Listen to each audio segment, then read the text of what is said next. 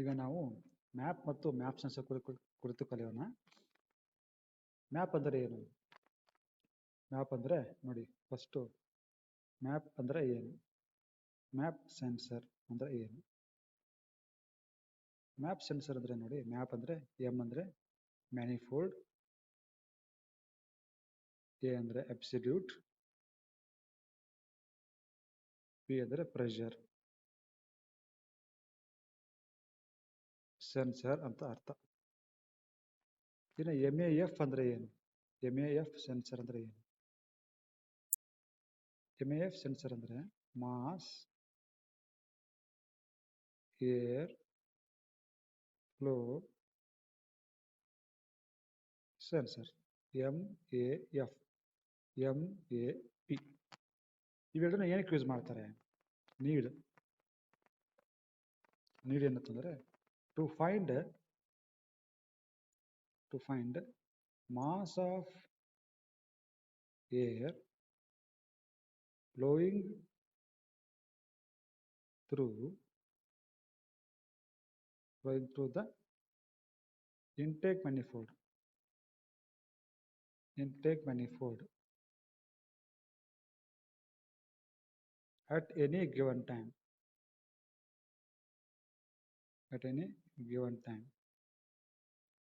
To find, actually ಇದು mass ಅಲ್ಲ, rate of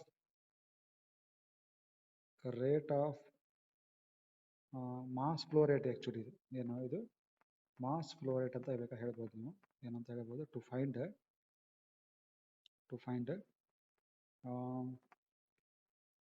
to find mass flow, ಇಲ್ಲಿದೆಯಲ್ಲ ಇದೇನು, mass flow rate of air, flowing through the intake manifold at any given time. So ಈ map sensor ಅದಕ್ಕೆ use ಮಾಡ್ತಾರೆ, ಮತ್ತೆ map sensor ಕೂಡ ಅದಕ್ಕೆ ಯೂಸ್ ಮಾಡ್ತಾರೆ. ಈಗ ಮ್ಯಾಪ್ ಸೆನ್ಸರ್ ಹೆಂಗಿರ್ತದೆ ನೋಡೋಣ.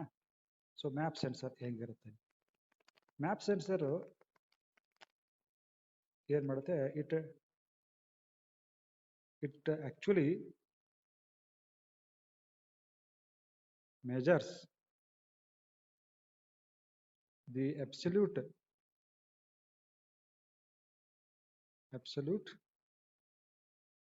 pressure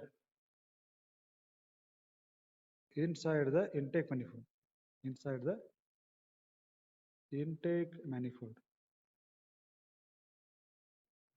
ಸೊ ಮ್ಯಾಪ್ ಸೆನ್ಸರ್ ಏನು ಮಾಡುತ್ತೆ? ಆಕ್ಚುಲಿ ಇಂಟೇಕ್ ಮ್ಯಾನಿಫೋಲ್ಡ್ ಅಲ್ಲಿರುವ ಅಬ್ಸಲ್ಯೂಟ್ ಪ್ರೆಷರ್, ಅಲ್ಲಿ ಏರ್ ಹೋಗ್ತಾ ಇರ್ತಲ್ಲ ಆ ಏರ್ದು ಪ್ರೆಷರ್ನ, ಅಬ್ಸಲ್ಯೂಟ್ ಪ್ರೆಷರ್ನ ಇದು ಮೆಜರ್ ಮಾಡುತ್ತೆ.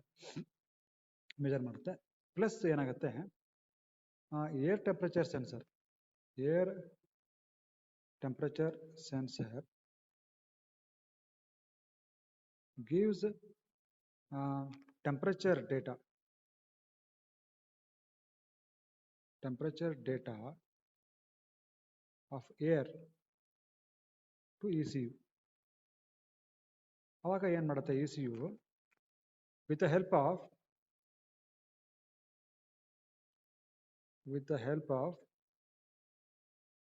pressure of air and temperature of air, it will find mass flow rate of air flowing through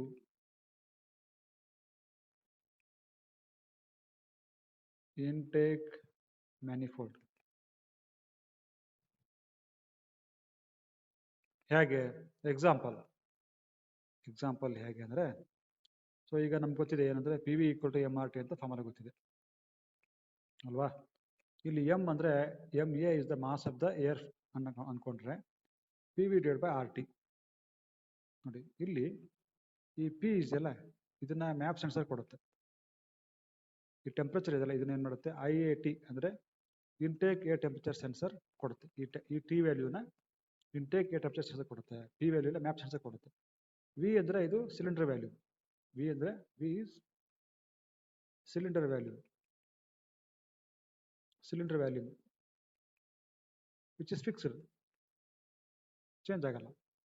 R value 0.287 kilo joules per K G kelvin, this also fixed, change ಆಗಲ್ಲ. So ಅವಾಗ ಏನಾಗುತ್ತೆ, will get M A value. So ಈ ಥರ ಏನಾಗುತ್ತೆ, ಈ map sensor work ಆಗುತ್ತೆ.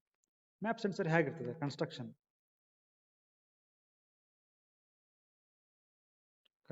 Of MAP sensor. ಈಗ intake manifold ಇದೆ ಅನ್ಕೊಳ್ಳಿ, ಎಂಜಿನ್ ಇಂಟೇಕ್ ಮ್ಯಾನಿಫೋಲ್ಡ್, ಇದು ಏರ್ ಫಿಲ್ಟರ್ ಅನ್ಕೋಣ, ಇದು ಏರ್ ಫಿಲ್ಟರ್,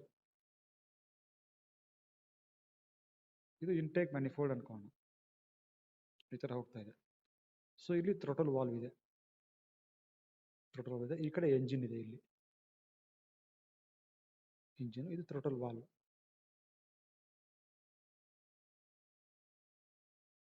ಇಲ್ಲಿದ್ರೆ ನಾವೇನ್ ಮಾಡ್ತೀವಿ, ಮ್ಯಾಪ್ ಸೆನ್ಸರ್ನ ಇಲ್ಲಿ ಫಿಟ್ ಮಾಡಿರ್ತೀವಿ. This is your MAP sensor. MAP sensor ಇದ್ರೊಳಗಡೆ ಏನಿರುತ್ತೆ, ಇವೆಲ್ಲ ಡಯಾಫ್ರಾಗಮ್, ಒಂದು ಡಯಾಫ್ರಾಗಮ್ ಇರ್ತೈತೆ. ಸೊ ಇದನ್ನ ಕ್ಲೋಸ್ಲಿ ನಾವು ನೋಡಿದ್ರೆ, ಇದು ಹೇಗಿರುತ್ತೆ ಅಂದ್ರೆ ಈ ತರ ಇರ್ತದೆ. It consist of a flexible membrane.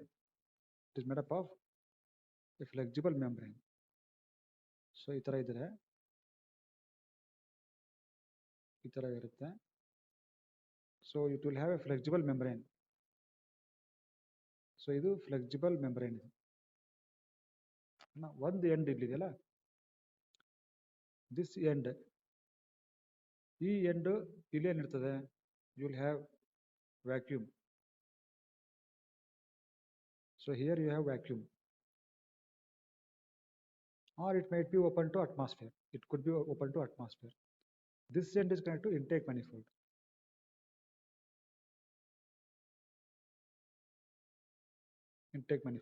So ಈ ಪೈಪ್ ಏನ್ ಮಾಡ್ತಾರೆ, ಇಂಟೇಕ್ manifold ಗೆ ಕನೆಕ್ಟ್ ಮಾಡ್ತಾರೆ. ಅವಾಗ ಏನಾಗುತ್ತೆ, ಇಂಟೇಕ್ ಫ್ಲೋ ಹೋಗುತ್ತಲ್ಲ, ಏರ್ ಹೋಗುತ್ತಲ್ಲ, ಏರ್ ಪ್ರೆಷರ್ ಇಲ್ಲಿ ಅಪ್ಲೈ ಆಗುತ್ತೆ. ಸೊ ಅವಾಗೇನು ಇಲ್ಲಿ ನೋಡಿ, ಏರ್ ಫ್ಲೋ ಆಗ್ತಿದ್ರೆ ಈ ತರ, ಏರ್ ಫ್ಲೋ ಆದರೆ ಏರ್ ಪ್ರೆಷರ್ ಏನಾಗುತ್ತೆ, ಇಲ್ಲಿ ಅಪ್ಲೈ ಆಗುತ್ತಲ್ಲ. ಸೊ ಅದೇ ಇಲ್ಲಿ ಅಪ್ಲೈ ಆಗುತ್ತೆ, ಏರ್ ಪ್ರೆಷರ್ ಇಲ್ಲಿ ಅಪ್ಲೈ ಆಗುತ್ತೆ. ಅಪ್ಲೈ ಆದಾಗ ಏನಾಗುತ್ತೆ, ಡಯಾಫ್ರಾಗಮ್ ಬೆಂಡ್ ಆಗುತ್ತೆ.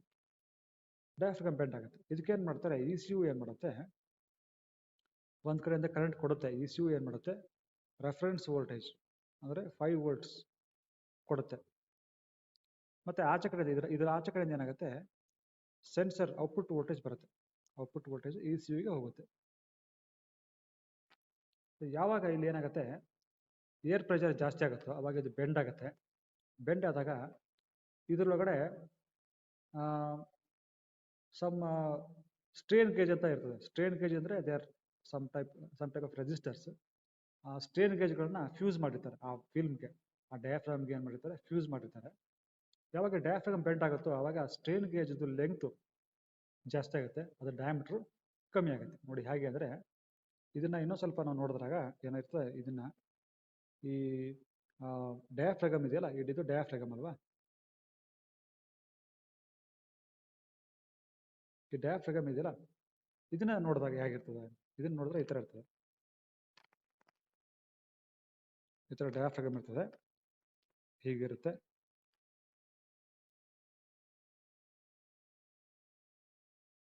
ನೋಡಿ ಹೀಗಿರುತ್ತೆ ಡಯಾಫ್ರಾಗಮ್. ಇದು ಕನೆಕ್ಟರ್ಸು, ಸೊ ಇಲ್ಲೇನಿದೆ, ಇಲ್ಲೊಂದು ಕೇಬಲ್ ಇದೆ, ಇಲ್ಲೊಂದು ಸ್ಟ್ರೇನ್ ಗೇಜು, ಇಲ್ಲೊಂದು ಸ್ಟ್ರೇನ್ ಗೇಜು, ಇಲ್ಲೊಂದು ಸ್ಟ್ರೇನ್ ಗೇಜು, ಇಲ್ಲೊಂದು ಸ್ಟ್ರೇನ್ ಗೇಜ್ ಇದೆ. ಇದು S1, ಇದು S2, ಇದು S3, ಇದು S4, ಈ ಥರ ಸ್ಟ್ರೇನ್ ಗೇಜಸ್ ಇದೆ. ಸೊ ಏನು ಮಾಡ್ತಾರೆ, ಈ ಕಡೆ ಒಂದಕ್ಕೆ ಏನು ಮಾಡ್ತಾರೆ, ಇದು ರೆಫರೆನ್ಸ್ ವೋಲ್ಟೇಜ್ ಕೊಡ್ತಾರೆ. ಇಲ್ಲಿ ರೆಫರೆನ್ಸ್ ವೋಲ್ಟೇಜ್ ಕೊಡ್ತಾರೆ. ಇದರ ಅಪೋಸಿಟ್ ಎಂಡನ್ನು ಏನು ಮಾಡಿರ್ತಾರೆ, ಇಲ್ಲಿ ಗ್ರೌಂಡ್ ಮಾಡಿರ್ತಾರೆ. ಆಮೇಲೆ ಇಲ್ಲಿಂದ ಔಟ್ಪುಟ್ ತೊಗೊತಾರೆ ಅನ್ಕೊಳ್ಳಿ, ಇದು output voltage to E C U ಹೋಗುತ್ತೆ ಅನ್ಕೊಳ್ಳಿ. ಈ ಎಂಡ್ನ ಗ್ರೌಂಡ್ ಮಾಡಿರ್ತಾರೆ. ಸೊ ಟೋಟಲಿ ಇವಾಗ 3 ಟರ್ಮಿನಲ್ಸ್. ಒಂದು ಗ್ರೌಂಡ್ ಟರ್ಮಿನಲ್ ಒಂದೇ, ಇದು ಔಟ್ಪುಟ್ ಟರ್ಮಿನಲ್, ಇದು ಇನ್ಪುಟ್ ಟರ್ಮಿನಲ್. ರೆಫರೆನ್ಸ್ ವೋಲ್ಟೇಜ್ ಒಂದು ಟರ್ಮಿನಲ್, ಒಂದು, ಇದು ಎರಡು ಸೇರಿಸಿದ್ರೆ ಇನ್ನೊಂದು ಮೂರನೇದು. 3 ಟರ್ಮಿನಲ್ ಇರ್ತವೆ. ಈಗೇನಾಗುತ್ತೆ, ಯಾವಾಗ ರೆಫರೆನ್ಸ್ ವೋಲ್ಟೇಜ್ ನೀವು ಕೊಡ್ತಿರೋ, ರೆಫರೆನ್ಸ್ ವೋಲ್ಟೇಜ್ ಯಾವಾಗ ಇಲ್ಲಿ ಬರುತ್ತೋ, ಅದು ಬಂದಿರೋದು ಏನಾಗುತ್ತೆ, ಎರಡು ಭಾಗ ಹಿಂಗೆ ಹೋಗುತ್ತೆ, ಇಲ್ಲೂ ಹೋಗುತ್ತೆ ಮತ್ತು ಇಲ್ಲೂ ಬರುತ್ತೆ, ಈ ಥರ ಬರುತ್ತೆ. ಇವಾಗ ಸ್ಟಾರ್ಟಿಂಗಲ್ಲಿ ಏನಾಗುತ್ತೆ, resistance of S1, resistance of S2, resistance of S3, resistance of S4 ಏನಿರ್ತವೆ ಎಲ್ಲ ಈಕ್ವಲ್ ಇರ್ತವೆ. ಸ್ಟಾರ್ಟಿಂಗಲ್ಲಿ ಇದು ಯಾವಾಗ ಬೆಂಡ್ ಆಗಲ್ವೋ ಆವಾಗ R1 is equal to R2 is equal to R3 is equal to R4 ಇರುತ್ತೆ. ಸೊ ಅವಾಗ ಏನಾಗುತ್ತೆ, voltage drop across S1, across S2, across S3, across S4 will be equal. Voltage drop ಅದೆಲ್ಲ ಕಡೆ ಈಕ್ವಲ್ ಇರ್ತದೆ. So ಹಾಗಾಗಿ ಏನಾಗುತ್ತೆ, ಇಲ್ಲಿ ಬರೋ ಎಲೆಕ್ಟ್ರಾನ್ಸ್ ಮತ್ತು ಇಲ್ಲಿ ಬರೋ ಎಲೆಕ್ಟ್ರಾನ್, ಅಥವಾ ಇಲ್ಲಿ ವೋಲ್ಟೇಜು ಮತ್ತು ಈ ಪಾಯಿಂಟಲ್ಲಿ ವೋಲ್ಟೇಜು ಏನೂ ಇರಲ್ಲ. ಈ ಪಾಯಿಂಟಲ್ಲಿ ವೋಲ್ಟೇಜು ಏನೂ ಬರಲ್ಲ, ಅಂದರೆ ಈಕ್ವಲ್ ಇರ್ತವೆ ಎರಡು. ಈ ಪಾಯಿಂಟಲ್ಲಿ ಬರೋ ವೋಲ್ಟೇಜು ಮತ್ತು ಈ ಪಾಯಿಂಟಲ್ಲಿ ಬರೋ ವೋಲ್ಟೇಜು ಎರಡು ಸೇಮ್ ಇರ್ತದೆ. Are you can say like this, the number of electrons here and number of electrons here. So density of electrons here, density of electrons here is same. Or you can say like this, the voltage at this point and voltage at this point are same. So ಯಾವಾಗ voltage same ಇರ್ತದೆ ಅವಾಗ voltage difference ಬರೋದೇ ಇಲ್ಲ. So ಅವಾಗ ಏನಾಗುತ್ತೆ, ಇಲ್ಲ output voltage ಇದೆ ನೋಡಿ, ಈ ಔಟ್ಪುಟ್ ವೋಲ್ಟೇಜ್ ನಿಮಗೆ ಬರಲ್ಲ. ಔಟ್ಪುಟ್ ವೋಲ್ಟೇಜ್ ಎಷ್ಟು ಬರ್ತದೆ, 0 ವೋಲ್ಟ್ ಬರ್ತದೆ. 0 ವೋಲ್ಟ್ ಬರುತ್ತೆ ಯಾವಾಗ ಡಯಾಫ್ರಾಗಮ್ ಸ್ಟ್ರೇಟ್ ಇದ್ದಾಗ. ಡಯಾಫ್ರಾಗಮು ಸ್ಟ್ರೇಟ್ ಇದ್ದಾಗ ಓಕೆನಾ, 0 ವೋಲ್ಟ್ ಬರ್ತದೆ. ಯಾವಾಗ ಡಯಾಫ್ರಾಗಮ್ ಬೆಂಡ್ ಆಯಿತು, ಡಯಾಫ್ರಾಗಮ್ ಬೆಂಡ್ ಆದಾಗ ಏನಾಗುತ್ತೆ, ಡಯಾಫ್ರಾಗಮ್ ಬೆಂಡ್ ಆದಾಗ ಈ S1ದು ಸ್ಟ್ರೇನ್ ಗೇಜ್ದು ಲೆಂತ್ ಜಾಸ್ತಿ ಆಗುತ್ತೆ, ಡಯಾಮೀಟರ್ ಕಮ್ಮಿ ಆಗುತ್ತೆ. ಇದ್ದು ಅಷ್ಟೇ, ಲೆಂತ್ ಹೆಚ್ಚು ಕಮ್ಮಿ ಆಗುತ್ತೆ. ಇದು ಕುಗ್ಬೋದು, ಇದು ಹಿಗ್ಬೋದು. ಸೊ ಡಿಪೆಂಡಿಂಗ್ ಆನ್ ಯಾವ ಥರ ಅದು ಬೆಂಡ್ ಆಗುತ್ತೋ ಅನ್ನೋದ್ರ ಮೇಲೆ ಇದ್ರದ್ದೇನಾಗುತ್ತೆ, ಈ ಡೈಮೆನ್ಷನ್ಗಳು ಚೇಂಜ್ ಆಗ್ತವೆ. ಲೆಂಗ್ತು ಮತ್ತು diameter area, cross sectional area ಏನಾಗುತ್ತೆ ಚೇಂಜ್ ಆಗುತ್ತೆ ಈ ಸ್ಟ್ರೇನ್ ಗೇಜ್ ಎಲ್ಲ. ಸೊ ಅವಾಗ ನಿಮ್ಗೆ ಗೊತ್ತಿರೋ ಹಾಗೆ the resistance depends on what? It directly proportional to length of the coil and inversely proportional to cross sectional area. So ಯಾವಾಗ ಏರಿಯಾ ಕಮ್ಮಿ ಆಗುತ್ತೋ, ಲೆಂತ್ ಜಾಸ್ತಿ ಆಗುತ್ತೋ, ಅವಾಗ ರೆಸಿಸ್ಟೆನ್ಸ್ ಜಾಸ್ತಿ ಆಗುತ್ತೆ. ಯಾವಾಗ ಲೆಂತ್, ಈ ಲೆಂತ್ ಇದೆ ನೋಡಿ, ಇದು ಜಾಸ್ತಿ ಆಗುತ್ತೋ, ಆಮೇಲೆ ಇದು ಏರಿಯಾ ಯಾವಾಗ ಕಮ್ಮಿ ಆಯಿತು, ಲೆಂತ್ ಯಾವಾಗ ಜಾಸ್ತಿ ಆಯಿತು, ಸೊ ಅವಾಗ ಏನಾಗುತ್ತೆ, ದ ರೆಸಿಸ್ಟೆನ್ಸ್ ಏನಿದೆ ಅದು ಜಾಸ್ತಿ ಆಗುತ್ತೆ. Resistance will increase. ಸೊ ಇದನ್ನ ಈಗ ಏನಾಗುತ್ತೆ, ಕೆಲವು ಕಡೆ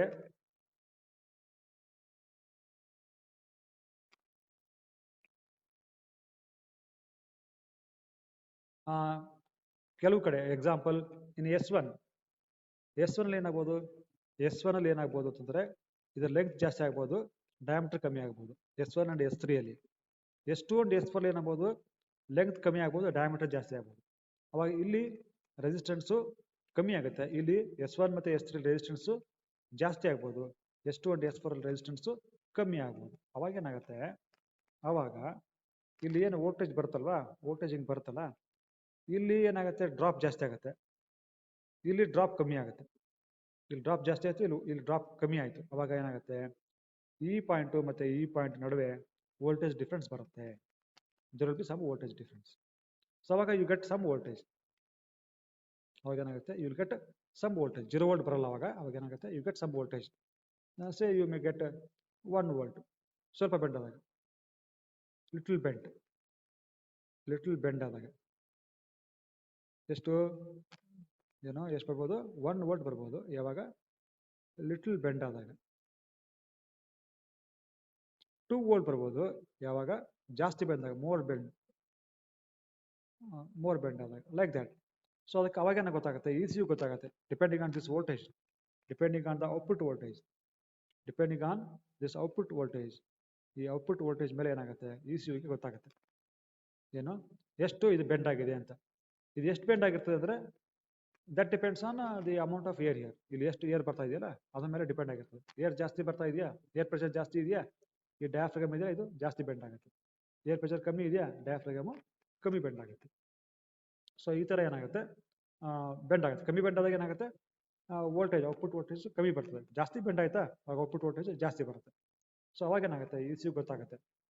ಏನು ಗೊತ್ತಾಗುತ್ತೆ, ಪ್ರೆಷರ್ ಗೊತ್ತಾಗುತ್ತೆ. ಇಂಟೇಕ್ ಮ್ಯಾನಿಫೋಲ್ಡ್ ಇರೋದು ಪ್ರೆಷರ್ ಗೊತ್ತಾಗುತ್ತೆ. ಅವಾಗ ಅದೇನು ಮಾಡ್ತದೆ, it will take the value of temperature. ನೋಡಿದೆಯಲ್ಲ ಇಲ್ಲಿಂದ IAT ಇಂದ ಇಂಟೇಕ್ ಏರ್ ಟೆಂಪರೇಚರ್ ಸೆನ್ಸರ್ ಇದೆಯಲ್ಲ, ಅದರಿಂದ ಟೆಂಪರೇಚರ್ನ ವ್ಯಾಲ್ಯೂ ತಗೊಳ್ತದೆ. ಮ್ಯಾಪ್ ಸೆನ್ಸರ್ ಏನು ಮಾಡ್ತು, ಪಿ ಕೊಡ್ತು. It will use this formula to find out M A ಕಂಡುಹಿಡಿತು. ಓಕೆ, ಸೊ ಅವಾಗ ನಮಗೆ ಎಮ್ ಎ ಬಂತು. Mass of the air that is flowing through the intake manifold ಬಂತು. This is one method. This is indirect method. ಇದೇನಿದು indirect method. So ಇಲ್ಲೇನಾಗುತ್ತೆ, sensor directly it will not find out the mass flow rate of the air that is passing through the intake manifold. It will first find out the pressure of the air, and then within the ECU some calculation takes place to find out the mass flow rate of the air. ಈಗ next, why do you need mass flow rate of the air? Why ECU wants to know mass flow rate of air. Why? So this is the important question. ಯಾಕೆ ಬೇಕು ಅಂತಂದ್ರೆ, ಈ combustion chamber ಅಲ್ಲಿ fuel burn ಆಗಬೇಕು ಅನ್ಕೊಳ್ಳಿ. Combustion chamber ಅಲ್ಲಿ fuel burn ಆಗಬೇಕು ಅಂತಂದ್ರೆ, ಎಕ್ಸಾಂಪಲ್ 1 ಯೂನಿಟ್ ಫ್ಯೂಲ್ ಒಳಗಡೆ ಇದೆ ಅನ್ಕೊಳ್ಳಿ. ಆ ಯೂನಿಟ್ ಇದೆಯಲ್ಲ, ಅದು kg ಇರ್ಬೋದು, ಗ್ರಾಮ್ ಇರ್ಬೋದು, ಮಿಲಿಲೀಟರ್ ಇರ್ಬೋದು, what ever. So it could be milliliter, it could be liter, it could be kg, whatever. So 1 unit fuel ಇದೆ ಅನ್ಕೊಳ್ಳಿ.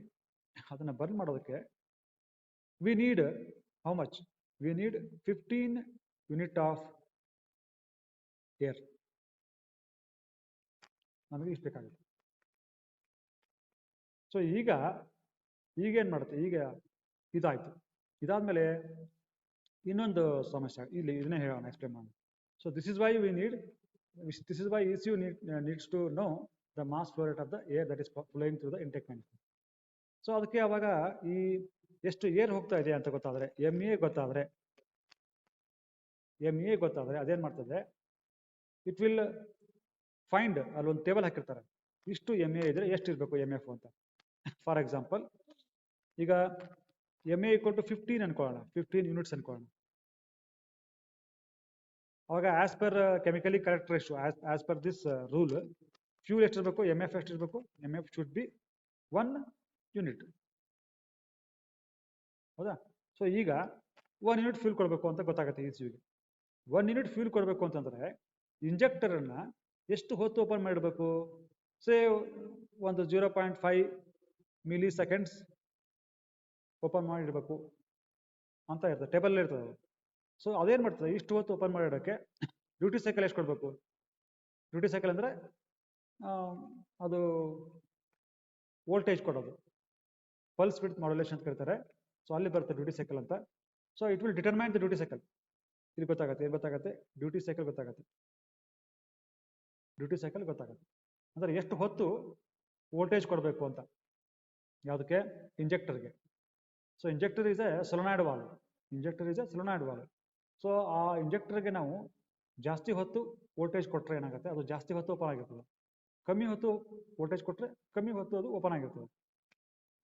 ಸೊ ಅವಾಗ ಏನಾಗುತ್ತೆ, ನೀವು ಜಾಸ್ತಿ ವೋಲ್ಟೇಜ್ ಕೊಟ್ಟರೆ ಅನ್ಕೊಳ್ಳಿ, ಜಾಸ್ತಿ ಹೊತ್ತು ಓಪನ್ ಆಗಿರ್ತದೆ, ಅವಾಗ ಅದು ಜಾಸ್ತಿ ಫ್ಯೂಲ್ನ ಕೊಡುತ್ತೆ. ಸೊ ಇಲ್ಲಿ ಜಾಸ್ತಿ ಏರ್ ಇದೆ ಅನ್ಕೊಳ್ಳಿ, if the amount of air that is flowing, ಇಲ್ಲಿ ಹೋಗ್ತಾ ಇದ್ದಾರೆ ಏರ್ ಫ್ಲೋ ಆಗ್ತಾ ಇದೆ ಏನಾದರೂ, if it is more, so ಅವಾಗ ಏನಾಗುತ್ತೆ, M F will be more, ಅವಾಗ ಈ ಟೈಮ್ ವಿಲ್ ಬಿ ಮೋರ್, ಅವಾಗ duty cycle will be more. So to find duty cycle, to adjust air fuel ratio, the ECU needs to know the mass of the air that is flowing through the intake pipe. So ಈಗ ಏನು ಅರ್ಥ ಆಯ್ತಲ್ವಾ, ಯಾಕೆಂದ್ರೆ to maintain chemically, ಒಂದು ನಿಮಿಷ, to maintain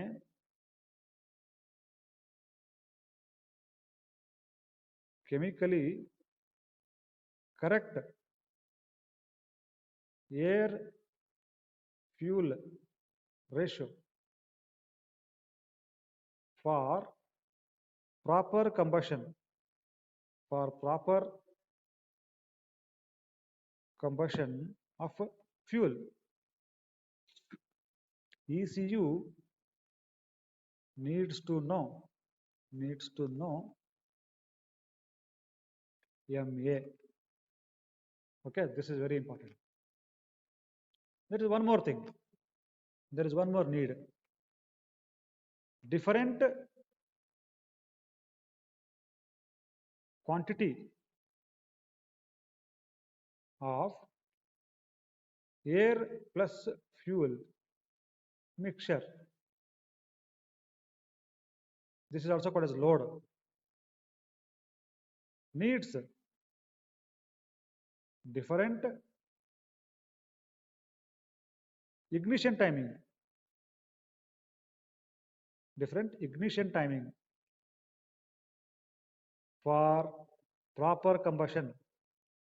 For proper combustion of fuel. Once again, air fuel ratio ಬೇರೆ ಬೇರೆ ಇದ್ರೆ ಅಥವಾ ಟೋಟಲ್ ಮಿಕ್ಸರ್ ನೀವು ಥ್ರೋಟಲ್ ವಾಲ್ವ್ ಜಾಸ್ತಿ ಓಪನ್ ಮಾಡಿದ್ರಿ ಅನ್ಕೊಳ್ಳಿ, ಜಾಸ್ತಿ ಏರ್ ಹೋಗುತ್ತೆ, ಅವಾಗ ECU ಜಾಸ್ತಿ ಫ್ಯೂಲ್ ಕೊಡುತ್ತೆ, ಅವಾಗ ಕಂಬಷನ್ ಚೇಂಬರ್ ಒಳಗಡೆ ಫ್ಯೂಲ್ ಮತ್ತೆ ಏರ್ ಮಿಕ್ಸರ್ ಜಾಸ್ತಿ ಇರ್ತದೆ. ಜಾಸ್ತಿ ಇದ್ದಾಗ ಟೈಮಿಂಗ್ ಬೇರೆ, ಇಗ್ನಿಷನ್ ಟೈಮಿಂಗ್ ಬೇರೆ ಇರ್ತದೆ. ಕಮ್ಮಿ ಇದೆ ಅನ್ಕೊಳ್ಳಿ, ಕಮ್ಮಿ ಇದ್ದಾಗ ಅದು ರಿಟಾರ್ಡ್ ಮಾಡ್ತದೆ, ಅಡ್ವಾನ್ಸ್ ಮಾಡುತ್ತೆ. ಅಡ್ವಾನ್ಸ್ ಕಮ್ಮಿ ಇದ್ದಾಗ ಏನ್ ಮಾಡ್ತದೆ, ಅಡ್ವಾನ್ಸ್ ಮಾಡುತ್ತೆ. Because it takes more time for the combustion.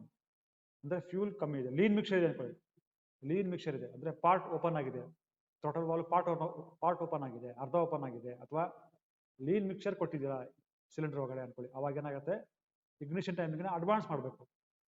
Rich mixer ಇದೆ, ಜಾಸ್ತಿ ಫುಲ್ ಓಪನ್ ಮಾಡ್ಬಿಟ್ಟಿದ್ದೀರಾ ನೀವು ಟೋಟಲ್, ಅವಾಗ ಏನಾಗುತ್ತೆ, ಇಗ್ನಿಷನ್ ಟೈಮಿಂಗು ಏನ್ ಮಾಡ್ಬೇಕಾಗುತ್ತೆ, ನಾವು ಮುಂದೆ ತೊಗೊಂಡೋಗ್ಬೇಕಾಗುತ್ತೆ. ಸೊ ಈ ತರ ಇಗ್ನಿಷನ್ ಟೈಮಿಂಗ್ ಅಡ್ಜಸ್ಟ್ ಮಾಡ್ಬೇಕಾಗತ್ತೆ, depending on the air fuel ratio and depending on the throttle opening. So ಹಾಗಾಗಿ for this purpose also ignition timing adjust ಮಾಡೋದಕ್ಕೆ ಕೂಡ ECUಗೆ we need to provide the mass of air that is flowing through the intake manifold. Okay, so this is regarding MAP sensor. ಈ MAP ಸೆನ್ಸರ್ಗಳು ಏನು ಮಾಡ್ತಿದ್ರು, older vehicles ಅಲ್ಲಿ first generation, second generation electronic control modules ಅಲ್ಲಿ ಈ MAP ಸೆನ್ಸರ್ನ use ಮಾಡ್ತಾ ಇದ್ರು. Since MAP sensor is not a direct sensor, it cannot provide you more accurate reading. ಆಮೇಲೆ it doesn't exactly provide the current mass air flow rate. ಆಮೇಲೆ situation change ಆದರೆ response ಏನಿದೆಯಲ್ಲ, response ಅದು ಅಷ್ಟು ಚೆನ್ನಾಗಿರಲ್ಲ. ಮ್ಯಾಪ್ ಸೆನ್ಸರ್ ರೆಸ್ಪಾನ್ಸ್ ಚೆನ್ನಾಗಿರಲ್ಲ, exactly behave ಮಾಡಲ್ಲ, exactly at present ಏನಿದೆ ಅದನ್ನ ಕೊಡೋಕ್ಕೆ ಅದ್ರ ಕೈಯಲ್ಲಿ ಆಗಲ್ಲ. ಸೊ ಆಮೇಲೆ dynamically doesn't respond well. So ಹಾಗಾಗಿ ಮ್ಯಾಪ್ ಸೆನ್ಸರ್ ಇವಾಗ ಯಾರು ಯೂಸ್ ಮಾಡಲ್ಲ. ಹಳೆ ವೆಹಿಕಲ್ಸ್ ಅಲ್ಲಿ ಯೂಸ್ ಮಾಡ್ತಾ ಇದ್ರು, ಫಸ್ಟ್ ಜನರೇಷನ್ ವೆಹಿಕಲ್ಸ್ ಅಲ್ಲಿ ಏನು ಎಲೆಕ್ಟ್ರಾನಿಕ್ ಕಂಟ್ರೋಲ್ ಮಾಡ್ಯೂಲ್ ಬಂತ ನೋಡಿ, ಆವಾಗ ಈ ಮ್ಯಾಪ್ ಸೆನ್ಸರ್ನ ಯೂಸ್ ಮಾಡ್ತಾ ಇದ್ರು. ಸೆಕೆಂಡ್ ಜನರೇಷನ್ ಯೂಸ್ ಮಾಡಿದ್ರು. ಆದರೆ ನವೆ days we use different sensor for the same purpose. That is what is called as MAF sensor, MAF sensor.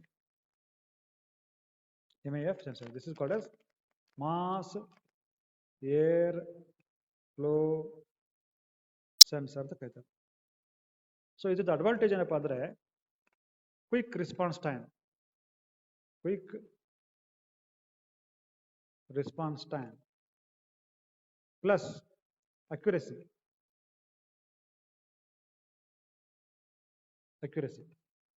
Accuracy is good and response time is good, and it directly measures.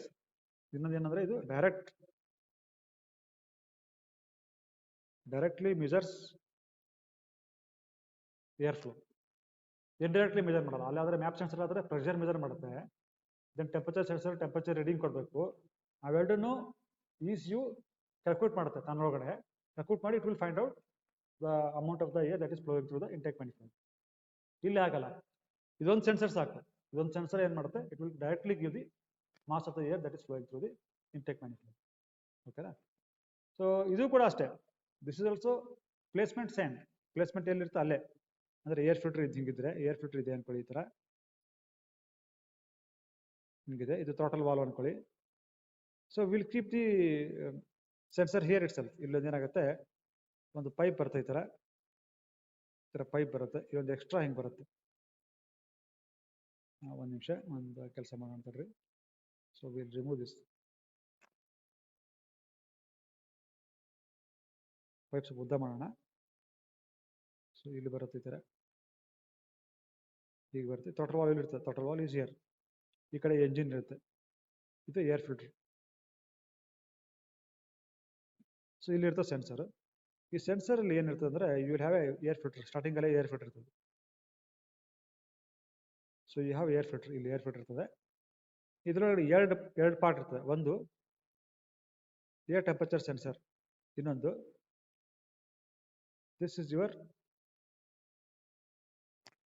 Is the platinum coil. ಇದೇನಿದು, ಇದು ಒಂದು ground ಆಗಿರ್ತದೆ. ಈ ground ಏನಾಗಿರಲ್ಲ, ಇದು ಇಷ್ಟು ಏನಾಗುತ್ತೆ, E C U connect ಆಗುತ್ತೆ. E C ಯುಗೆ connected to ECU. This cable, this cable, this cable and this cable, these are all connected to ECU. ಇದೇನಾಗುತ್ತೆ, ಇದು ರೆಫರೆನ್ಸ್ ವೋಲ್ಟೇಜ್ ಕೊಡ್ತಾರೆ ಇಲ್ಲಿ. ಇದು ರೆಫರೆನ್ಸ್ ವೋಲ್ಟೇಜ್, ಇದು ಸೆನ್ಸರ್ ಔಟ್ಪುಟ್. ಇದು ಔಟ್ಪುಟ್. ಇಲ್ಲೇನಾಗುತ್ತೆ, ಒನ್ಸ್ ಅಗೇನ್ ಇದು reference, ಒಂದು ಆರು, ಇನ್ನೊಂದು ಔಟ್ಪುಟ್. ಇದು ಇದೆಲ್ಲ ಇನ್ನೊಂದು ಔಟ್ಪುಟ್. ಸೊ ಇದು 4 ಕೇಬಲ್ ಇದೆ ನೋಡಿ. So this sensor will have 4 terminals.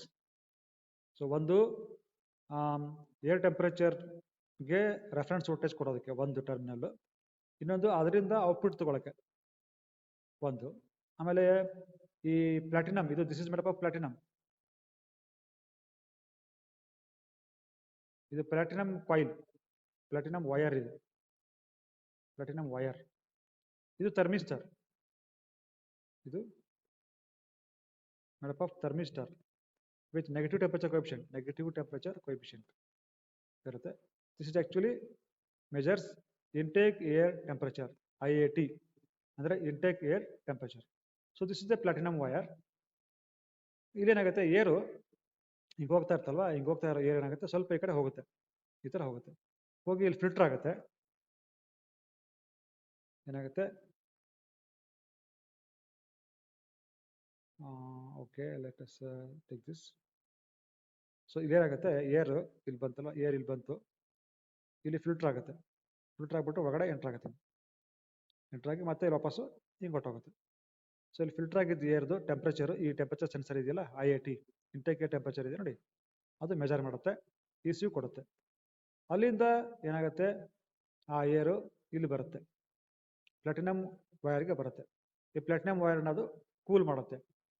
Cool ಮಾಡಿಬಿಟ್ಟು ವಾಪಸ್ ಮತ್ತೆ ಏರ್ ಹಿಂಗೆ ಹೋಗುತ್ತೆ. ಈಗ ನಾವು ನೋಡೋಣ ಇದ್ರದ್ದು ವರ್ಕಿಂಗ್ ಪ್ರಿನ್ಸಿಪಲ್ ಯಾವ ಥರ ಇದೆ ನೋಡೋಣ.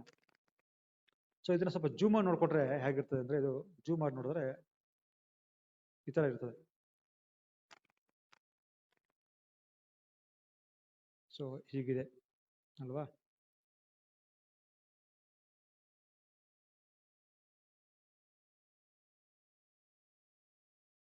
ಈಗ ಬಂದಿದೆ ಅಲ್ವಾ. ಇಲ್ಲಿ you have a thermistor and you have a platinum. This is platinum wire, and this is IAT, intake air temperature sensor. ಓಕೆನಾ. ಸೊ ಇಲ್ಲೇನಾಗುತ್ತೆ ಅಂತಂದರೆ, ECU ಏನು ಮಾಡುತ್ತೆ, ಇದಕ್ಕೆ ವೋಲ್ಟೇಜ್ ಕೊಡುತ್ತೆ, ಇಲ್ಲಿ ರೆಫರೆನ್ಸ್ ವೋಲ್ಟೇಜ್ ಕೊಡುತ್ತೆ. ಸೊ ಇದನ್ನ ಇನ್ನೂ ಸ್ವಲ್ಪ ಬೇರೆ ಕಡೆ ಡ್ರಾ ಮಾಡ್ತಾರೆ, ಅಲ್ಲಿ ಬೇರೆ ಕಡೆ ಡ್ರಾ ಮಾಡೋಣ. Let us draw this at different place.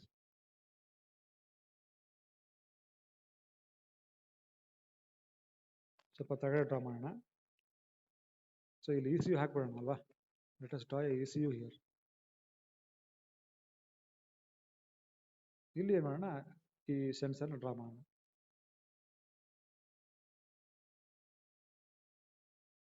So ಇಲ್ಲಿ you have filter,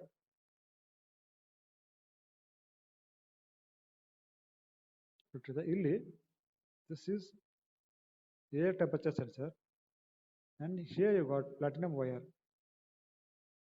This is platinum wire.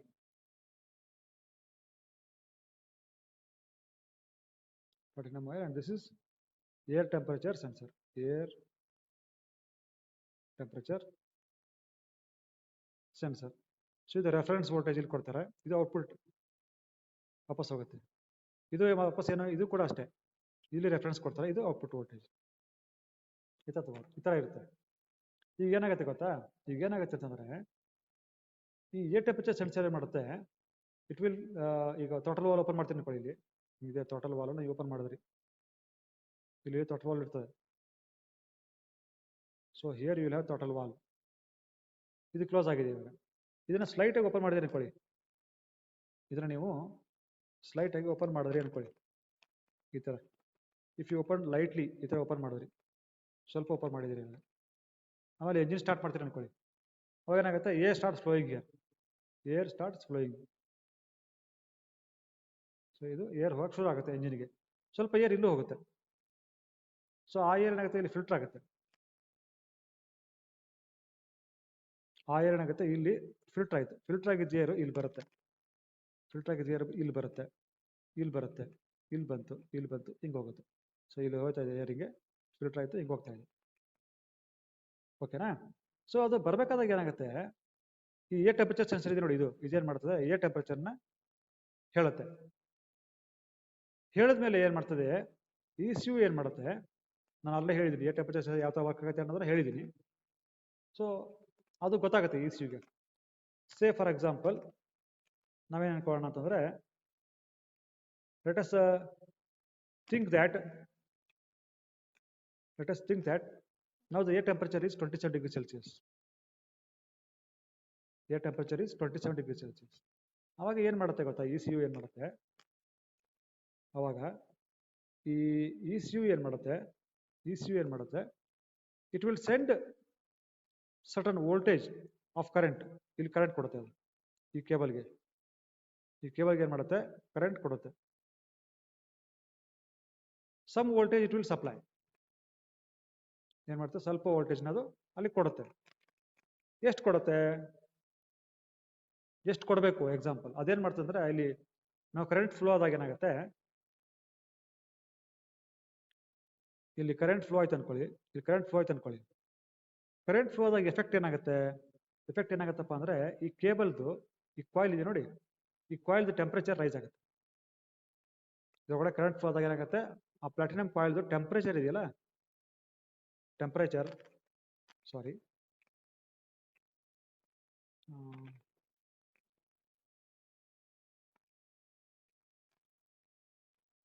So temperature ಇದೆಯಲ್ಲ, temperature will rise. Temperature of platinum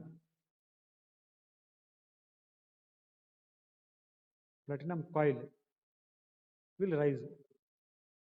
ಇವಾಗ ಕರೆಂಟ್ ಹೋದಾಗ ಎಷ್ಟು ರೈಸ್ ಆಗ್ಬೋದು, ಇ ಸಿ ಯುಗೆ ಏನು ಮಾಡಬೇಕು ಅಂತಂದರೆ, ಎಕ್ಸಾಂಪಲ್ ಹೇಳ್ತಾ ಇದ್ದೀನಿ, ಇ ಸಿ ಯುಗೆ ಏನು ಮಾಡಬೇಕು ಅಂದರೆ, ಯಾವಾಗ್ಲೂ ಏರ್ ಟೆಂಪರೇಚರ್ ಎಷ್ಟಿದೆಯೋ ಅದಕ್ಕಿಂತ 10 ಡಿಗ್ರಿ ಸೆಲ್ಸಿಯಸ್ ಜಾಸ್ತಿ ಇಡಬೇಕು.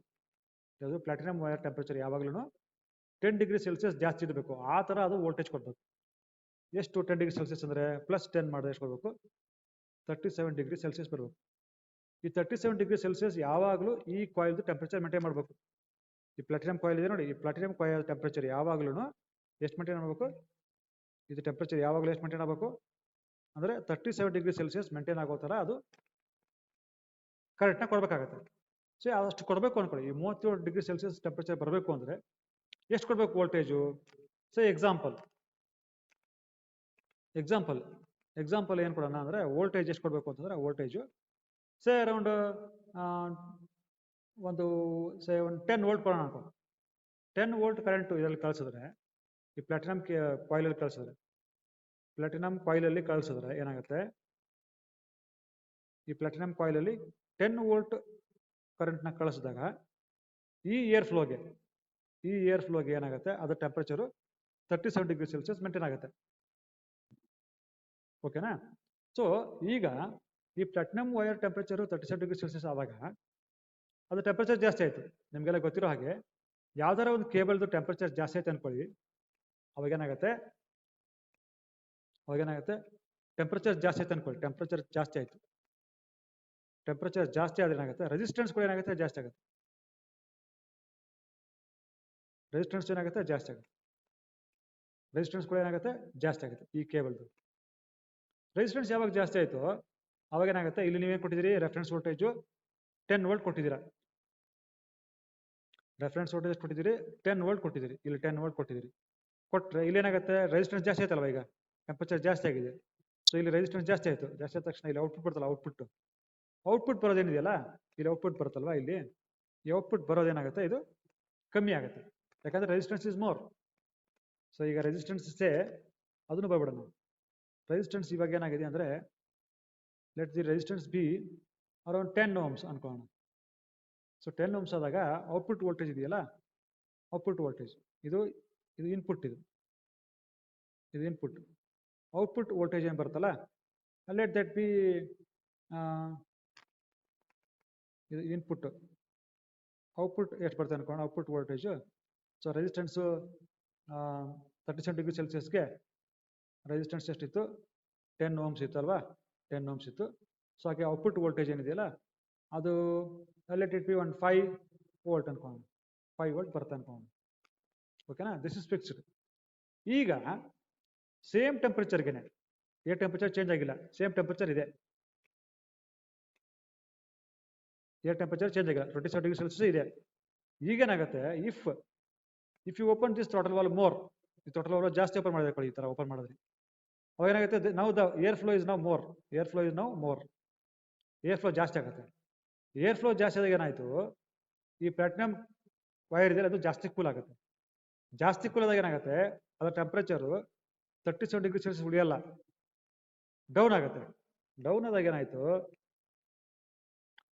ಲೆಟ್ ಈ ಟೆಂಪರೇಚರ್ ಇವಾಗ ಡೌನ್ ಆಯಿತು. ಟೆಂಪರೇಚರ್ ಎಷ್ಟಾಯ್ತು ಇವಾಗ, let it B 30 degree Celsius, 30 degree Celsius ಆಗೋಯ್ತು.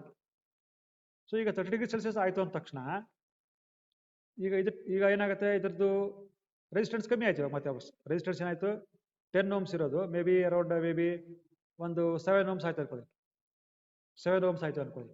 ಯಾಕಂದ್ರೆ ಟೆಂಪರೇಚರ್ ಕಮ್ಮಿ ಆಗಿದೆ, ರೆಸಿಸ್ಟೆನ್ಸ್ ಕೂಡ ಕಮ್ಮಿ ಆಯಿತು, 7 ohms ಆಯ್ತು. ಈಗ ಔಟ್ಪುಟ್ ವೋಲ್ಟೇಜ್ ಏನಾಗುತ್ತೆ, output voltage will increase, maybe it will increase to 7 volts, ಈ ಥರ ಆಗುತ್ತೆ. ಸೊ ಈಗ ಇ ಸಿ ಗೊತ್ತಾಯ್ತು, ಇ ಸಿಗೆ ಏನು ಗೊತ್ತಾಯ್ತು, ಈ ಕಾಯಿಲ್ ಇದೆಯಲ್ಲ, ಯಾವುದೋ ಪ್ಲಾಟಿನಮ್ ಕಾಯಿಲ್ ಇದೆ ನೋಡಿ, ಆ ಪ್ಲಾಟಿನಮ್ ಕಾಯಿಲು ಏನಾಗ್ತದೆ, ಪ್ಲಾಟಿನಮ್ ಕಾಯಿಲ್ ಇದೆಯಲ್ಲ, ಸೊ ಈ ಪ್ಲಾಟಿನಮ್ ಕಾಯಿಲ್ ಏನಾಗ್ತಾ ಇದೆ, ಪ್ಲಾಟಿನಮ್ ಕಾಯಿಲ್ ಈ ಪ್ಲಾಟಿನಮ್ ಕಾಯಿಲ್ ಕೂಲ್ ಆಗ್ತಾ ಇದೆ ಅಂತ ಗೊತ್ತಾಯ್ತು.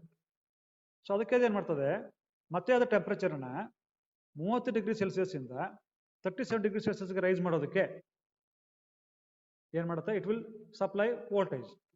ಈಗ ವೋಲ್ಟೇಜು ಮೊದಲು 10 ವೋಲ್ಟ್ ಕೊಡ್ತಾ ಇತ್ತು, ಈಗ ಇನ್ನೂ ಜಾಸ್ತಿ ಕೊಡಬೇಕಾಗತ್ತೆ. ಸೇ example, now the input voltage is say 12 volt, 12 volt ಅನ್ಕೊಳ್ಳೋಣ. ಯಾಕೆ, to rise the temperature of the coil once again to 37 degree Celsius. Okay, next ಇನ್ನೂ ಸ್ವಲ್ಪ ಜಾಸ್ತಿ ತಂದ್ಕೊಳ್ಳಿ ಏರ್ ಫ್ಲೋ. ಅವಾಗ ಟೆಂಪರೇಚರ್ ಇದೆಯಲ್ಲ, ಈ ಟೆಂಪರೇಚರ್ 25 ಡಿಗ್ರಿ ಸೆಲ್ಸಿಯಸ್ ತಂದ್ಕೊಳ್ಳಿ. ಆಗ ಓಮ್ ಇದೆಯಲ್ಲ ರೆಸಿಸ್ಟೆನ್ಸ್, ಅದು ಸೇ 5 ohms ಆಯ್ತು ಅನ್ಕೊಳ್ಳಿ. ಆಗ ಔಟ್ಪುಟ್ ವೋಲ್ಟೇಜ್ ಇದೆಯಲ್ಲ, ಅದು ಏನಾಗುತ್ತೆ, maybe it will increase once again, maybe it will increase to 8 volts or 9 volts ಆಯ್ತು ಅನ್ಕೊಳ್ಳಿ. ಅವಾಗ ಮತ್ತೆ ಇ ಸಿ ಗೊತ್ತಾಯ್ತು, ಕೂಲ್ ಆಗ್ತಾ ಇದೆ ಕೇಬಲ್ ಅಂತ. ಅದಕ್ಕೆ ಅದೇನು ಮಾಡ್ತದೆ, to once again raise the temperature of the coil to 37 degree Celsius. ಈಗ ಏನಾಯ್ತು, ಟೆಂಪರೇಚರ್ ಕಮ್ಮಿ ಆಗೋಗುತ್ತೆ ಅಲ್ವಾ, ಟೆಂಪರೇಚರ್ ಕಮ್ಮಿ ಆಗಿದೆ, 25 ಡಿಗ್ರಿ ಸೆಲ್ಸಿಯಸ್ ಆಗಿದೆ. ಸೊ ಹಾಗಾಗಿ ಅದೇನು ಮಾಡ್ತದೆ, ಇ ಸಿ ಯು ಏನು ಮಾಡ್ತೀವಿ ಇವಾಗ, E C U will supply more voltage ನಾವು to rise the temperature of 25 degree Celsius, temperature of the platinum wire from 25 degree Celsius to 37 degree Celsius. Rice ಮಾಡೋದಕ್ಕೆ ಏನು ಮಾಡ್ತದೆ, it will increase the input voltage. Input voltage ಏನು ಮಾಡ್ತದೋ ಈಗ ಮತ್ತೆ increase ಮಾಡ್ತದೆ. ಮೊದಲು 12 volt ಇತ್ತಲ್ಲ, ಈಗ ಅದು it may make it 14 volt ಮಾಡ್ತದೆ. ಸೊ ಈ ಥರ ಏನಾಗುತ್ತೆ, ಇನ್ಪುಟ್ ವೋಲ್ಟೇಜ್ ರೈಸ್ ಆಗ್ತಾ ಹೋಗುತ್ತೆ. ಸೊ ಇನ್ಪುಟ್ ವೋಲ್ಟೇಜ್ ರೈಸ್ ಆದರೆ ಏನು ಮೀನಿಂಗು, ಇನ್ಪುಟ್ ವೋಲ್ಟೇಜ್ ರೈಸ್ ಆಗ್ತಾ ಇದೆಯಲ್ವಾ, ಇನ್ಪುಟ್ ವೋಲ್ಟೇಜ್ ರೈಸ್ ಆದರೆ ಏನು ಮೀನಿಂಗು ಅಂತಂದರೆ, the mass of air flowing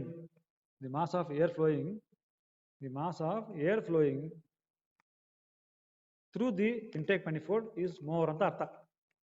so ಈ ಇನ್ಪುಟ್ ವೋಲ್ಟೇಜ್ ಜಾಸ್ತಿ ಆದಂಗೆ ಏನಾಗ್ತದೆ, the air that is flowing through the intake manifold is more ಅಂತ ಮೀನಿಂಗ್. ಸೊ ಈ ಥರ ನಿಮ್ಮ ಇಂಟೇಕ್ ಏರ್ ಟೆಂಪರೇಚರು ಇದು mass air flow sensor work ಆಗುತ್ತೆ. ಇದರಲ್ಲಿ 2 ಥರ ಇದೆ. ಒಂದು ಹಾಟ್ ವೈರ್ ಟೈಪ್ ಅಂತ ಇದೆ, ಇನ್ನೊಂದು ಹಾಟ್ ಫಿಲ್ಮ್ ಟೈಪ್ ಅಂತ ಇದೆ. ಎರಡರದ್ದು working principle same, working principle ಇದೇನೆ. ಇಲ್ಲಿ ಏನು ಮಾಡ್ತಾರೆ, ವಿ ಯೂಸ್ ಎ ಕಾಯಿಲ್, ಒಂದು ಕಾಯಿಲ್ ಯೂಸ್ ಮಾಡ್ತೀವಿ. ಇಲ್ಲಿ ಹಾಗಲ್ಲ, ಇಲ್ಲೊಂದು ಫಿಲ್ಮ್ ಇರ್ತದೆ, ಈ ಥರ ಒಂದು ಸ್ಕ್ವೇರ್ ಶೇಪಲ್ಲಿ ಒಂದು ಫಿಲ್ಮ್ ಇರ್ತದೆ. ಇದ್ರೊಳಗಡೆ ಏನು ಮಾಡ್ತಾರೆ, ಈ ಕೇಬಲ್ನ ಪ್ಲಾಟಿನಮ್ ಕಾಯಿಲನ್ನು ಫ್ಯೂಸ್ ಮಾಡಿರ್ತಾರೆ, ಡಿಫ್ಯೂಸ್ ಮಾಡಿರ್ತಾರೆ. ಈ ಥರ ನೋಡಿ, ಈ ಥರ ಏನು ಮಾಡ್ತಾರೆ, ಫ್ಯೂಸ್ ಮಾಡಿರ್ತಾರೆ. So this is more durable, ಇದು ಜಾಸ್ತಿ ಡ್ಯೂರೇಬಲ್ ಇರ್ತದೆ. ಇದಕ್ಕೆ ಕಂಪೇರ್ ಮಾಡಿದ್ರೆ ಇದು ಲೈಫ್ ಜಾಸ್ತಿ. ಸೊ ಹಾಗಾಗಿ ಹೊಸ ವೆಹಿಕಲ್ಸ್ಲೆಲ್ಲ ಈಗ hot film type mass air flow ಸೆನ್ಸರ್ನ ಜಾಸ್ತಿ ಯೂಸ್ ಮಾಡ್ತೀವಿ. Now let us watch a video on MAF sensor.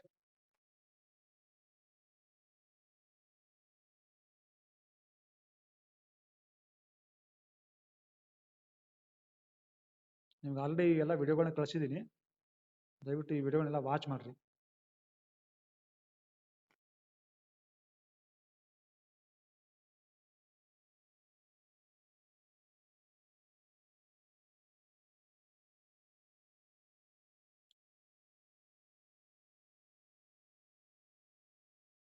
So ಇದು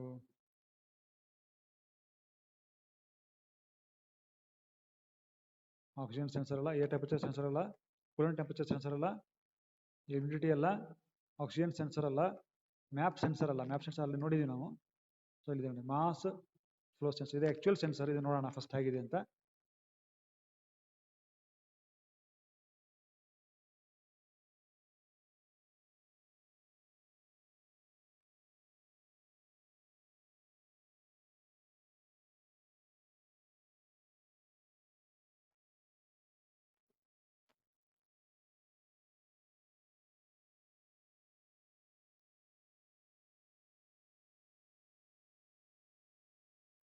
ನೋಡಿ, ಇದು ಎಂಜಿನ್ನು, ಇದು ಎಂಜಿನ್ ಇಂಟೇಕ್ ಮ್ಯಾನಿಫೋಲ್ಡ್.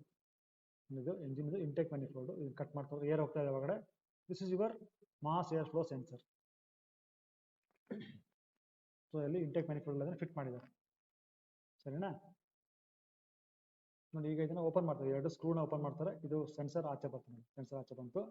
ಇದು actually hot film type. Open ಮಾಡ್ತಾರೆ, ನೋಡಿ ಇಲ್ಲೋದಿ, ನೋಡಿ ಇದು ಫಿಲ್ಮ್. ಇದು ಇಲ್ಲಿದೆಯಲ್ಲ, ಇದು ಫಿಲ್ಮ್, ಹಾಟ್ ಫಿಲ್ಮ್ ಟೈಪ್ ಇದು. ಇದು ಟೆಂಪರೇಚರ್ ಸೆನ್ಸರು. ಇದು ನಿಮ್ಮ ಮ್ಯಾಪ್ ಸೆನ್ಸರ್. ಇದರೊಳಗಡೆ ಕೇಬಲ್ ಇದೆ, ಕಾಯಿಲ್ಸ್ ಇವೆಲ್ಲ. ಇದು ಎರಡು ಸೆಟ್ ಇದೆ ನೋಡಿ, ಇಲ್ಲೊಂದು ಸೆಟ್ ಇದೆ, ಇಲ್ಲೊಂದು ಸೆಟ್ ಇದೆ. ಇವೆರಡು ಸೆಟ್ ಯಾಕೆ ಕೊಟ್ಟಿದ್ದಾರೆ ಅಂತಂದ್ರೆ, ಇಲ್ಲಿ ಏರ್ ಫ್ಲೋ ಎಷ್ಟಾಗ್ತಾ ಇದೆ ಪ್ಲಸ್ ಏರ್ ಯಾವ ಡೈರೆಕ್ಷನ್ ಫ್ಲೋ ಆಗ್ತಾ ಇದೆ ಅವೆರಡನ್ನು ಚೆಕ್ ಮಾಡೋದಕ್ಕೆ ಇಲ್ಲಿ ಎರಡು ಸೆಟ್ ಕೊಟ್ಟಿದ್ದಾರೆ.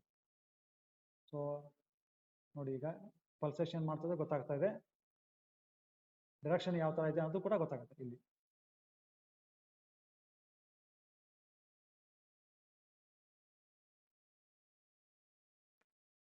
ನೋಡಿ, ಈಗ ಅದನ್ನು ಕಟ್ ಮಾಡಿ ನೋಡ್ತಾ, ಇದು ಏನಿದು ನೋಡಿ, ಇದು ನಿಮ್ಮ ಕಾಪರ್ ಕೇಬಲ್. ಈ ಕಾಪರ್ ಕೇಬಲ್ ಇದು ನೋಡಿ ಹೇಳ್ತದೆ, ಇದು ಟೆಂಪರೇಚರ್ ಬಗ್ಗೆ ಹೇಳ್ತದೆ, ಟೆಂಪರೇಚರ್ ಇದು ರೀಡಿಂಗು. ಸೊ ಇದರಲ್ಲಿ ನಾವು ಕರೆಂಟ್ನ ಫ್ಲೋ ಮಾಡಿದಾಗ ECU ಇದರಲ್ಲಿ ರೆಫರೆನ್ಸ್ ವೋಲ್ಟೇಜನ್ನು ಕೊಡುತ್ತಲ್ವಾ, ರೆಫರೆನ್ಸ್ ಕರೆಂಟ್ನ ಕೊಟ್ಟಾಗ ಏನಾಗುತ್ತೆ, ಇದು ಹೀಟಪ್ ಆಗುತ್ತೆ. ಹೀಟಪ್ ಆದಾಗ ಏನಾಗುತ್ತೆ, ಅದು ಟೆಂಪರೇಚರ್ ನೋಡಿ ರೈಸ್ ಆಗಿದೆ, ಟೆಂಪರೇಚರ್ ಏನಾಗಿದೆ ರೈಸ್ ಆಗಿದೆ. ಇದರೊಳಗಡೆ ಕರೆಂಟ್ ಫ್ಲೋ ಆದಾಗ ECU ಏನು ಮಾಡ್ತದೆ, ಇಲ್ಲಿ ಕರೆಂಟ್ ಕೊಡ್ತದೆ, ಕೊಟ್ಟಾಗ ಏನಾಗುತ್ತೆ, ಇದು ಟೆಂಪರೇಚರ್ ರೈಸ್ ಆಯಿತು, ಟೆಂಪರೇಚರ್ ರೈಸ್ ಆಗ್ತಾ ಇದೆ. ಈಗ ಇದು ಔಟ್ಪುಟ್ ವೋಲ್ಟೇಜ್ ನೋಡಿ ಕಮ್ಮಿ ಇದೆ. ECU ರೆಫರೆನ್ಸ್ ವೋಲ್ಟೇಜ್ 5 ವೋಲ್ಟ್ ಕೊಟ್ಟರೆ ಔಟ್ಪುಟ್ ವೋಲ್ಟೇಜ್ ಎಷ್ಟಿದೆ, ಸೇಮ್ ಮೇ ಬಿ 10 ವೋಲ್ಟ್ ಕೊಡ್ತಿದೆ ಅನ್ಕೋಣ. ಇಲ್ಲಿ ಎಷ್ಟಿದೆ ನೋಡಿ, 1 2 3 4 5 ವೋಲ್ಟ್ ಇದೆ. ಈಗ ಅಷ್ಟೇ 10 ವೋಲ್ಟ್ ಕೊಟ್ಟಿದೆ ECU, ಅದರ ಔಟ್ಪುಟ್ ಬರ್ತಾ ಇರೋದು ಎಷ್ಟು, 5 ವೋಲ್ಟ್ ಇದೆ.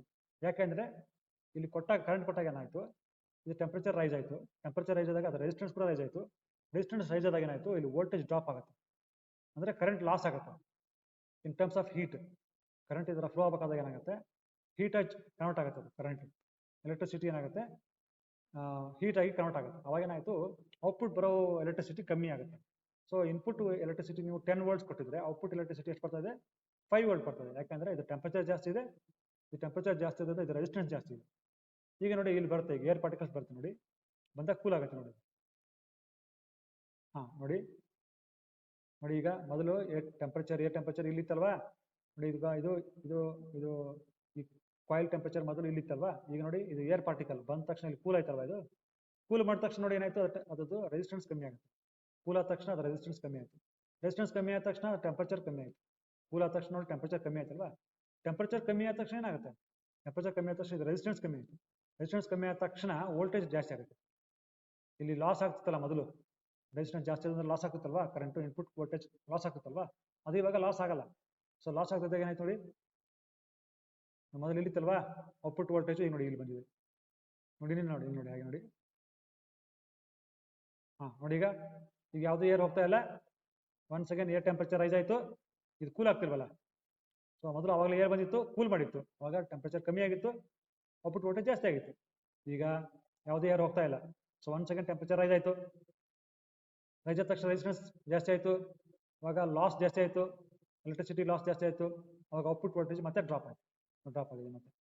ಮತ್ತೆ ನೋಡಿ, ಮತ್ತೆ ಏರ್ ಪಾರ್ಟಿಕಲ್ ಬಂತು ನೋಡಿ. ನೋಡಿ ಈಗ. ಸೊ ಈಗೇನಾಯ್ತು, ಏರ್ ಪಾರ್ಟಿಕಲ್ ಬಂತು, ಇದನ್ನ ಕೂಲ್ ಮಾಡ್ತು, ಮತ್ತೆ ಟೆಂಪರೇಚರ್ ಡೌನ್ ಆಯಿತು, ಮತ್ತೆ ಔಟ್ಪುಟ್ ವೋಲ್ಟೇಜ್ ಜಾಸ್ತಿ ಆಯಿತು, ಯಾಕಂದ್ರೆ ರೆಸಿಸ್ಟೆನ್ಸ್ ಕಮ್ಮಿ ಆಯಿತು ಅದಕ್ಕೆ. ನೋಡಿ ಈಗ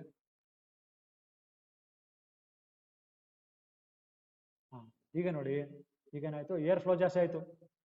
ಏರ್ ಫ್ಲೋ ಜಾಸ್ತಿ ಆದ ತಕ್ಷಣ ಆಯಿತು, ಕೂಲಿಂಗ್ ಜಾಸ್ತಿ ಆಯಿತು. ಕೂಲಿಂಗ್ ಜಾಸ್ತಿ ಆದ ತಕ್ಷಣ ಆಯಿತು, ರೆಸಿಸ್ಟೆನ್ಸ್ ಕಮ್ಮಿ ಆಯಿತು, ಟೆಂಪರೇಚರ್ ಕಮ್ಮಿ ಆಯಿತು. ನೋಡಿ ಟೆಂಪರೇಚರ್ ಕಮ್ಮಿ ಆಗ್ತಾ ಇದೆ, ಟೆಂಪರೇಚರ್ ಕಮ್ಮಿ ಆದ ತಕ್ಷಣ ರೆಸಿಸ್ಟೆನ್ಸ್ ಕಮ್ಮಿ ಆಯಿತು. ರೆಸಿಸ್ಟೆನ್ಸ್ ಕಮ್ಮಿ ಆದ ತಕ್ಷಣ ಇಲ್ಲಿ ಲಾಸ್ ಆಗ್ತಲ್ಲ, ಇನ್ಪುಟ್ ವೋಲ್ಟೇಜ್ ಕನ್ವರ್ಟ್ ಆಗಿ ಹೀಟ್ ಆಗಿ ಅದು ಕಮ್ಮಿ ಆಗೋಯ್ತು.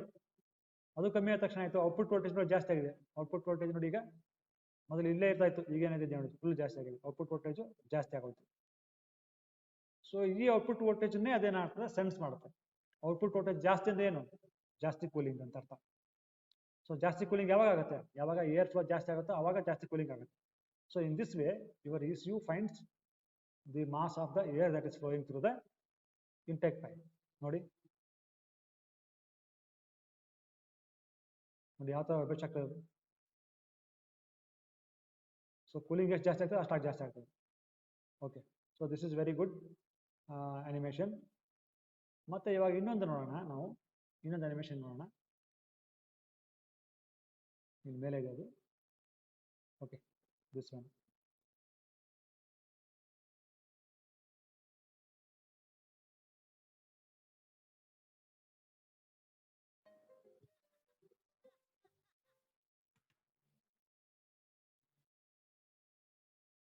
नमस्कार दोस्तों, स्वागत है आपका द ऑटोमोटिव्स में। और आज हम बात करेंगे मास एयरफ्लो सेंसर कैसे काम करता है। How mass airflow sensor works. Animation.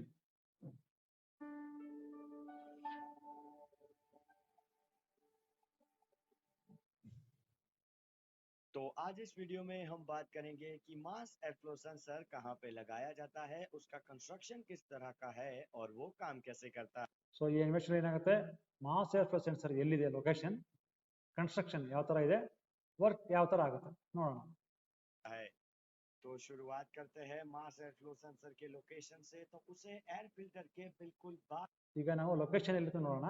ನೋಡೋದು ಏರ್ ಫಿಲ್ಟರ್, ಇದು ಎಂಜಿನ್, ಇದು engine intake manifold. Intake manifold ಅಲ್ಲಿ ಅಕ್ರಾಸ್ ದ ಇಂಟೇಕ್ ಮ್ಯಾನಿಫೋಲ್ಡ್ ಅಥವಾ ಅಟ್ ದ ಇಂಟೇಕ್ ಮ್ಯಾನಿಫೋಲ್ಡ್ ಏನ್ ಮಾಡ್ತಾರೆ, ಇದನ್ನ ಪ್ಲೇಸ್ ಮಾಡಿರ್ತಾರೆ. आज लगाया जाता है ताकि वो प्रिसाइज एयर की क्वांटिटी है उसे मेजर कर सके। तो अब बात करते हैं एयरफ्लो सेंसर के कंस्ट्रक्शन की। तो मेन बॉडी के साथ एक कनेक्टर लगा हुआ होता है जो ECU के साथ सेंसर को कनेक्ट करता है। सेंसर के कोर सेंसिंग एलिमेंट की तरह लगा होता है एक टंगस्टन का वायर। फिर उसके आगे लगा हुआ होता है एक टेम्परेचर सेंसर जो कि सेल्फ कैलिब्रेट करने में मदद करता है। उसके आगे लगा होता है ನೋಡಿ ಇದು ಏರ್ ಫಿಲ್ಟರ್, ಇದು ಏರ್ ಟೆಂಪರೇಚರ್ ಸೆನ್ಸರ್, ಇದು ಟಂಗ್ಸ್ಟನ್ ಅಂತ ಕೊಟ್ಟಿದ್ದಾನೆ. So here we can also use platinum wire. So ಇದು ಕನೆಕ್ಟರ್, ಇಲ್ಲಿ ಏನಾಗುತ್ತೆ, ರೆಫರೆನ್ಸ್ ವೋಲ್ಟೇಜ್, ಒಂದಕ್ಕೆ ರೆಫರೆನ್ಸ್ ವೋಲ್ಟೇಜ್ ಬರುತ್ತೆ, ಇನ್ನೊಂದು ಉಲ್ಟಾ ಸೆನ್ಸ್ ಆಗಿ ECU ಹೋಗುತ್ತೆ. ಒಂದು ಗ್ರೌಂಡ್ ಇರ್ತದೆ, ಒಂದು ಗ್ರೌಂಡ್ ಮಾಡ್ಬೋದು, ಇನ್ನೊಂದು ರೆಫರೆನ್ಸ್ ವೋಲ್ಟೇಜ್ ಒಳಗಡೆ ಬರುತ್ತೆ, ಮತ್ತು ಇನ್ನೊಂದು ಇದು ಕೊಡ್ತದೆ ಕರೆಂಟು, ಇನ್ನೊಂದು ವಾಪಸ್ಸು ಸೆನ್ಸ್ ಆಗಿ ಹೋಗುತ್ತೆ ಆಚೆ. ಸೊ ಈ ಥರ ಇದು ಕನೆಕ್ಟರ್ ವರ್ಕ್ ಆಗುತ್ತೆ. This is connected to ECU, ಈ ಕನೆಕ್ಟರ್. ಸೊ ಇದು ಏರ್ ಟೆಂಪರೇಚರ್ ಸೆನ್ಸರು, ಇದು ಏರ್ ಫಿಲ್ಟರ್, ಇದು tungsten wire or platinum wire, ಇದೇ ಮೆಜರ್ ಮಾಡೋದು, ಇದೇ ಸೆನ್ಸರ್ ಈಗ ನಮಗೆ. ಸೊ ಇದೇನಾಗುತ್ತೆ, ಇದು ಏರ್ ಫಿಲ್ಟರ್ ಇದೆಯಲ್ಲ, ಇದೇನು ಮಾಡ್ತದೆ, ಏರ್ನ ಫಿಲ್ಟರ್ ಮಾಡ್ಬಿಟ್ಟು ಒಳಗಡೆ ಕಳಿಸುತ್ತೆ. ಯಾಕಂದರೆ ಇದು ಕೇಬಲ್ ತುಂಬ ಕಮ್ಮಿ ಇರ್ತದೆ, ಚಿಕ್ಕದಾಗಿ, ಆಮೇಲೆ ಡಯಾಮೀಟರ್ ಕಮ್ಮಿ ಇರ್ತದೆ. ಒಂದು ವೇಳೆ ಏನಾದರೂ ಏರಲ್ಲಿ ಏನಾದ್ರು ಡೆಬ್ರಿಸ್ ಇದೆ, ಡಸ್ಟ್ ಪಾರ್ಟಿಕಲ್ಸ್ ಇದ್ರೆ, ಆ ಡಸ್ಟ್ ಪಾರ್ಟಿಕಲ್ಸ್ ಬಂದು ಇದಕ್ಕೆ ಜೋರಾಗಿ ಹೊಡೆದ್ರೆ ಅವಾಗ ಈ ಕೇಬಲ್ ಇದೆಯಲ್ಲ, ಇದು ಆಕ್ಸಿಡೇಷನ್ ಆಗಿಬಿಟ್ಟು ಓವರ್ ದ ಟೈಮ್ ಯೂಸ್ ಆಗಿ ಏನಾಗುತ್ತೆ, ಆಕ್ಸಿಡೇಷನ್ ಆಗಿಬಿಟ್ಟು ಇದು ಬಂದು ಹೊಡೆದು ಏರ್ ಪಾರ್ಟಿಕಲ್ಸ್ ಎಲ್ಲ ಹೊಡೆದು ಏನಾಗುತ್ತೆ, ಈ ಟಂಗ್ಸ್ಟನ್ ಸೌದು ಹೋಗಿ ಒಂದು ಫೈನ್ ಟೈಮು ಕಟ್ಟಾಗ್ಬಿಡ್ಬೋದು. ಕಟ್ಟಾಗ್ಬಿಟ್ರೆ ಅವಾಗ ನಿಮಗೆ ಇಂಜಿನಿಗೆ ಗೊತ್ತಾಗಲ್ಲ ಎಷ್ಟು ಹೋಗ್ತಾ ಇದೆ ಒಳಗಡೆ ಏರು ಅಂತ. ಅದು ಗೊತ್ತಾಗ್ತಿದ್ರೆ ಅವಾಗ ಅದು ಎರಟಿಕ್ ಆಗಿ ಫ್ಯೂಲ್ ಸಪ್ಲೈ ಮಾಡುತ್ತೆ. ಸೊ ಅವಾಗ ಏನಾಗುತ್ತೆ, ನಿಮ್ಮ ಎಂಜಿನ್ ಸರಿಯಾಗಿ ವರ್ಕ್ ಆಗಲ್ಲ.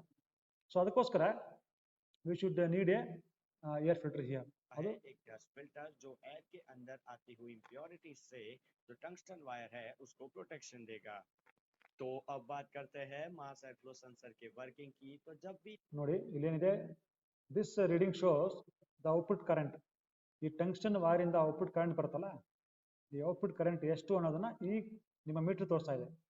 ಲೋ ಅಂದ್ರೆ ಔಟ್ಪುಟ್ ಕರೆಂಟ್ ಲೋ, ಹೈ ಅಂದ್ರೆ ಕರೆಂಟ್ ಜಾಸ್ತಿ ಇದೆ ಅಂತ ಅರ್ಥ. ನೋಡಿ ಏನಾಗುತ್ತೆ, एयर फ्लो सेंसर में से हवा को पास किया जाएगा. ನೋಡಿ ಈಗ ಏರ್ ಬರ್ತಾ ಇದೆ. जो डस्ट फिल्टर है वो सबसे ನೋಡಿ ಏರ್ ಬಂತಲ್ವಾ, ಅವಾಗಲೇ ಏರ್ ಬಂದ ತಕ್ಷಣ ಆಯ್ತು, ಇದು ಫಿಲ್ಟರ್ ಆಯ್ತು ಏರು. ಏರ್ ಟೆಂಪರೇಚರ್ ಸೆನ್ಸರು ಟೆಂಪರೇಚರ್ನ ಸೆನ್ಸ್ ಮಾಡಿ ECU ಕಳಿಸ್ತು.